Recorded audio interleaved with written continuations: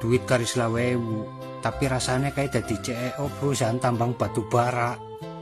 Ana sing nawani sawah 1 hektar, ana sing arep utang 30 juta, ana sing nawani mobil Pajero.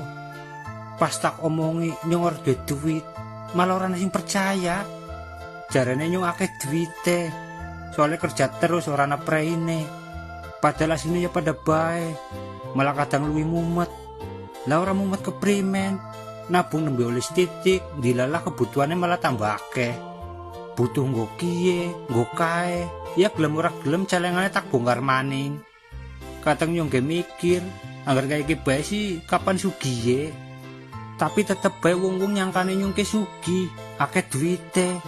Soalnya sering gemuyu. Padahal ora kabeh gemuyu ke tandane wong lagi seneng. Bisa juga gue gejala wong arep gendeng ala tobat.